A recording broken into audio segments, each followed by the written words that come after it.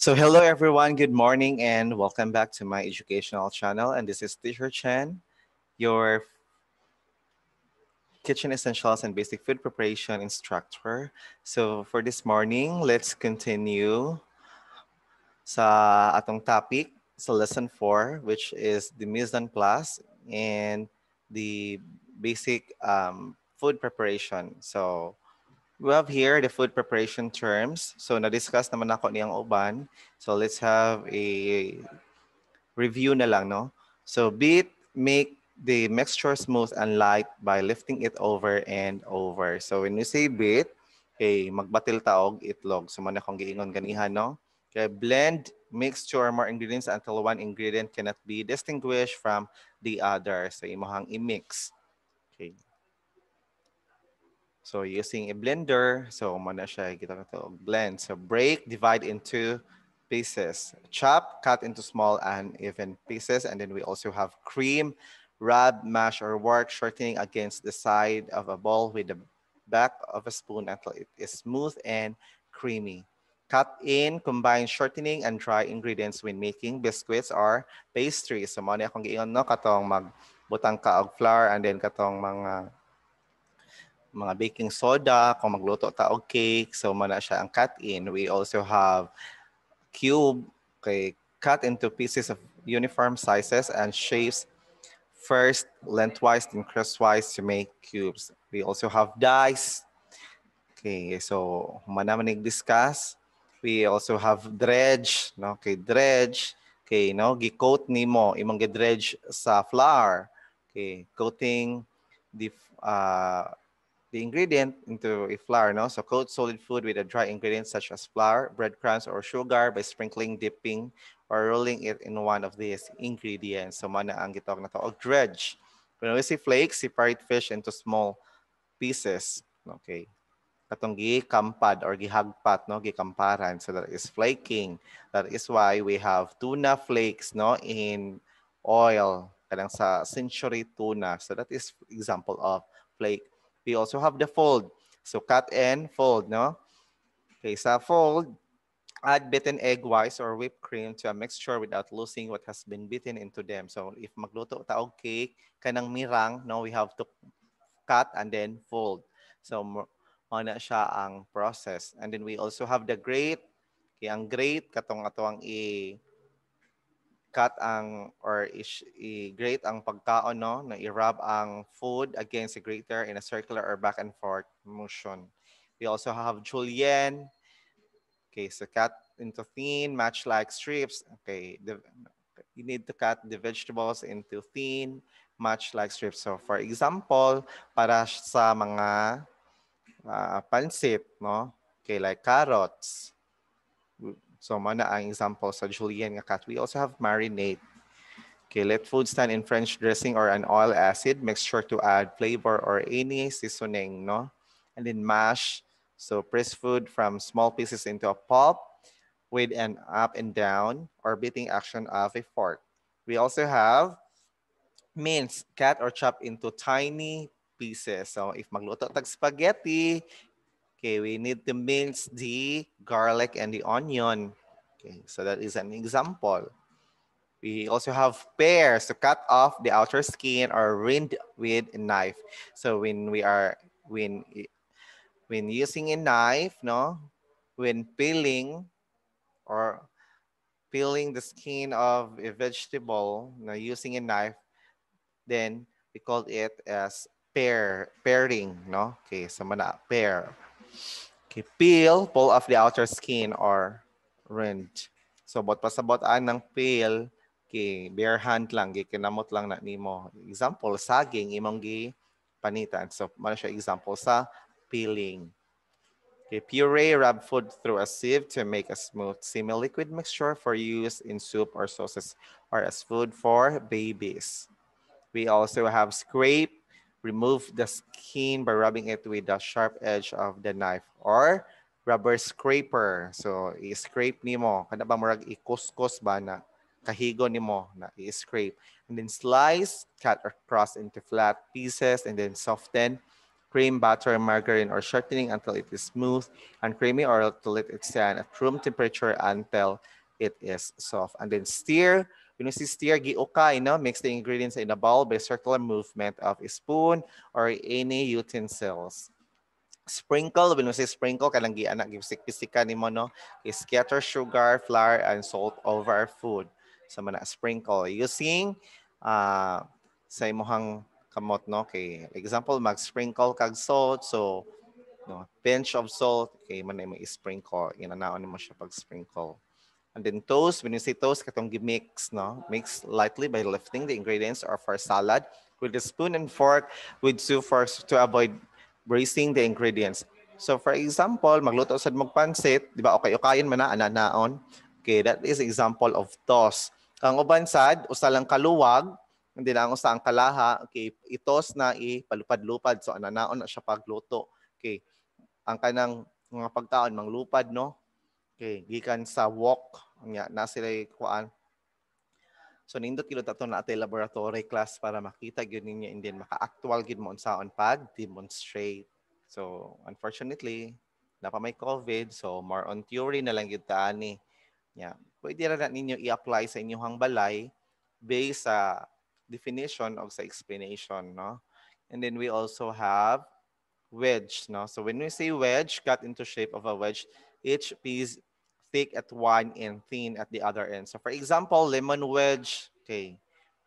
Usually, ang wedge, makat na siya like sa potato, okay, mga potato wedge. Ang uban, mag-serve og french fries, no?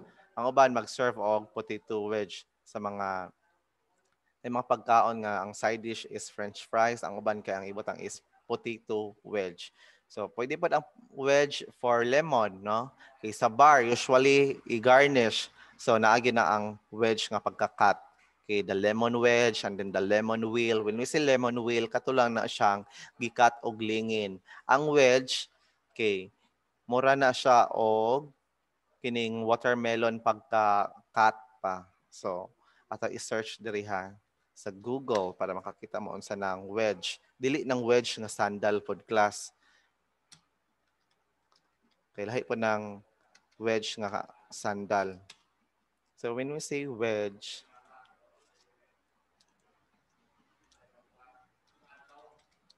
lahi man ni gawa sa Google. Okay, so this is an example of lemon wedge. Okay, sama na ang lemon wedge. Kanang pag-cut og sandia or watermelon or pakwan, ginana pag-cut. So, mana na gitawag og wedge. No?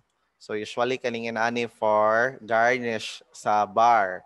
Pwede pa sa garnish sa pagkaon ang lemon. Okay?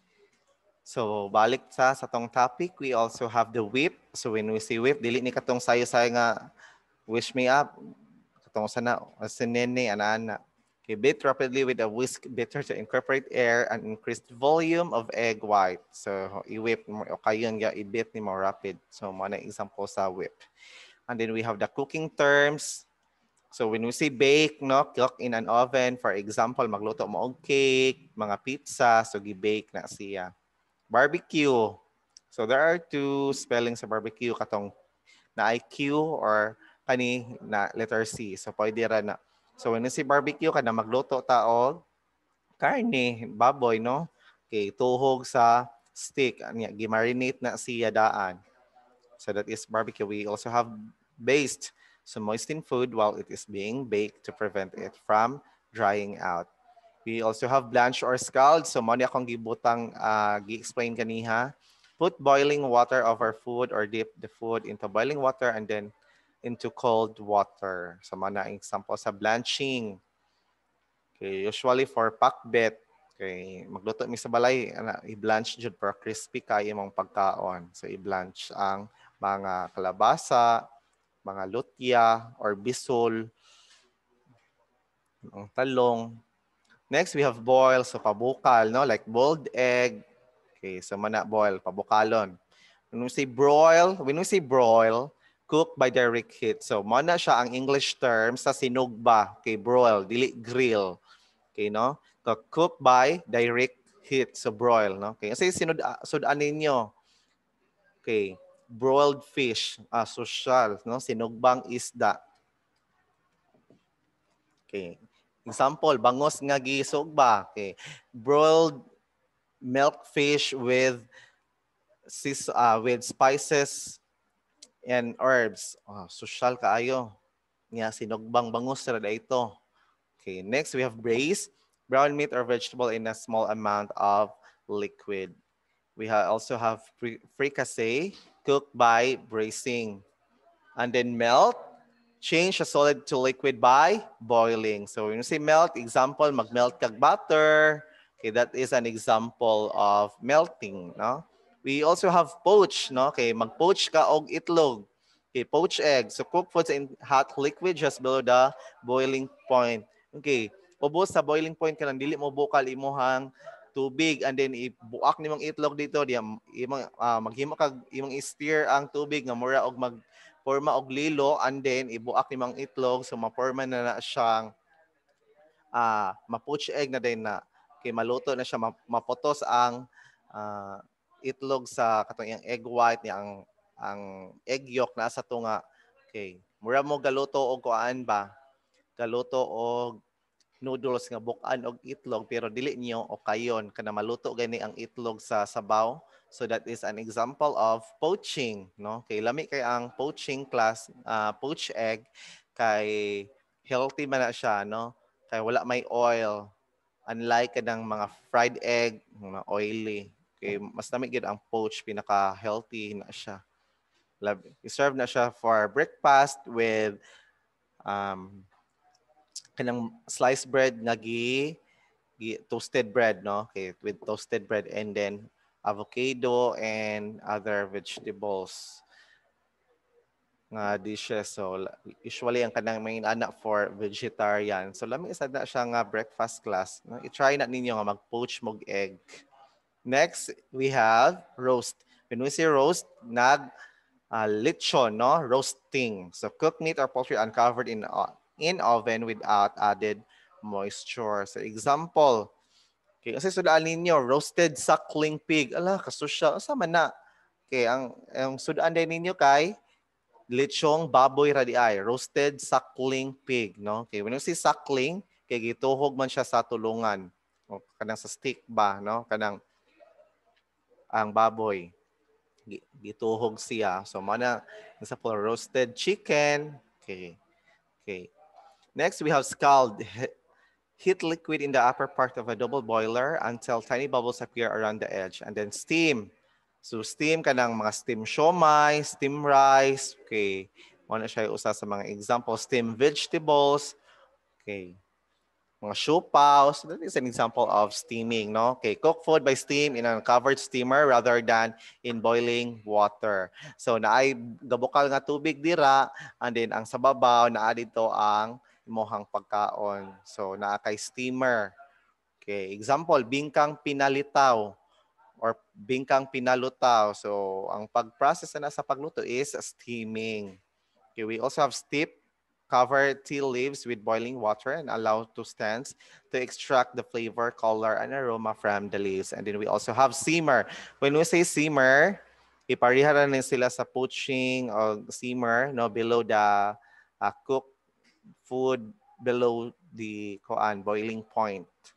We also have sear. When we say sear, mura lag imuhan na siyang gipa brown ang meat. Okay. Mura na nimo giganggang. Okay. Sabi sa pa giganggang ra na nimo sear. Okay. Brown meat quickly on all sides at high temperature to develop flavor and improve its appearance. So ang gawas niya luto-luto, no, pula-pula sa sulod kay medyo juicy pa siya. So giganggang nimo, no? Kuan ra nimo sa init. Next we have stew. Cook food for a long time in a small amount of liquid at simmering temperature. So example, okay, moingon ni mong classmate, unsa may sudan nimo sir? Akong sudan kay koan, fish vegetables stew. La social fish vegetables stew. Unsa man din na sir? Inununan ragod nga isda. Okay, nga naay talong og okra. So man na siya stew. Okay, so another example of stewing, okay, kanang mga minudo, no? Okay, okay, man na siya stew. Gamay ra og water, no? Giluto siya.